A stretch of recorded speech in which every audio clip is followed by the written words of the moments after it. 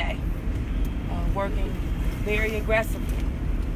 What we have done as of now, we have removed one body from the site and has transported that individual to our coroner's office, at which time they will be identified. We have one still that is unfounded, and of course the second deceased we still have not removed just yet.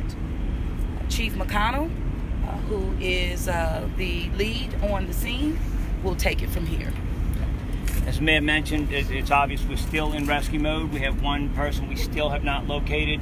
Our teams have made several entries into the building today. The latest one to remove one of the deceased victims that we were aware of yesterday. And they'll be going back in again later tonight, once again trying to locate the other person who we are still searching for and keeping us in rescue mode. Hopefully we pray for the best outcome for that person's family. We are in a mode right now with trying to secure that crane. You've been seeing that operation going all day. That will continue.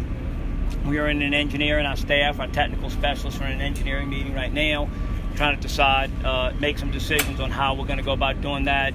And you'll see that operation continue possibly deep into the night, even maybe after dark, as long as we can keep that safe. Once again, our goal here is to continue to make the scene safe so we can continue getting into this building deeper and deeper for rescue purposes.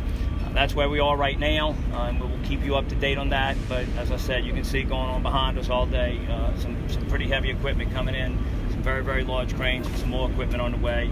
We now have 2 experts that have flown in, engineers, and we have a third one who we talked about is flying in from actually out of the country. So we'll continue that, and we'll continue to keep you up to date on that. Yeah. Chief Ferguson.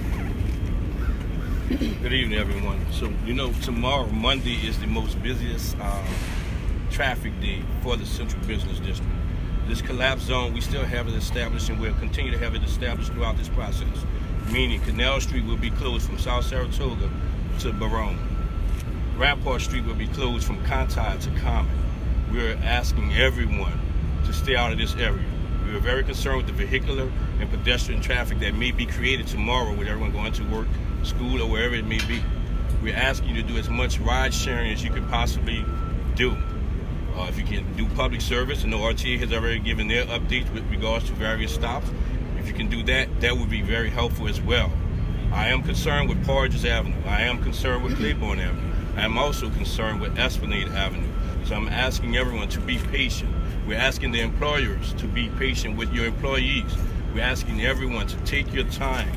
Leave a little bit earlier than what you would normally do, because there will be a lot of traffic tomorrow, and we will strategically place officers in various locations that we've identified as those high traffic areas that we can help facilitate any movement throughout the day, and we will assess and adjust throughout this process. Thank you. And traffic updates will be given at ready.nola.gov. We will keep you updated as we move through. We're still in rescue mode, and this is some of our families' worst day of their lives right now.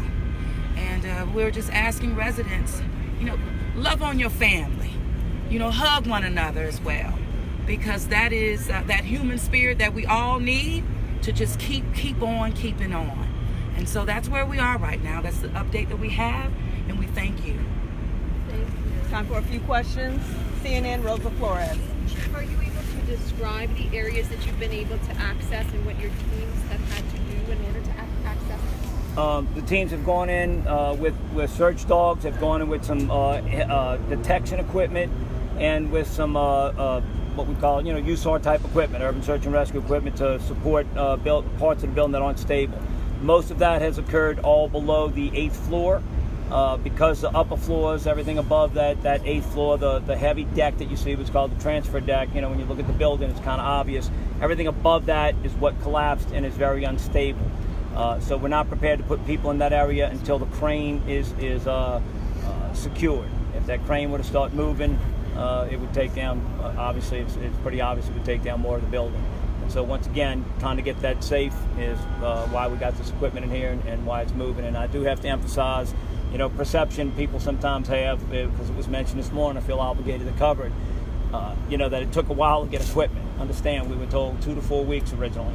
We're less than 24 hours from requesting that equipment and have it set up and moving pretty quick. So we got more resources coming, and we have the engineers working on what's the safest way to do that and the proper way to do that as we speak. Anyone else? Do you not believe you know? How long do y'all expect the crane to be stabilized? How long is that going to take to get the crane stabilized? We won't know more until they come out of this engineering building. We're hoping, sometime over the course of the night, we'll get that done. Obviously, time is of an essence. I cannot emphasize enough. Life safety at this point is number one. Rescue. We have someone we have not located and can't get to where we think they might be. So that's our goal, and it's happening as fast as it can possibly happen with safety in mind. All right. Thank you all. Thank you, everybody. Thank you.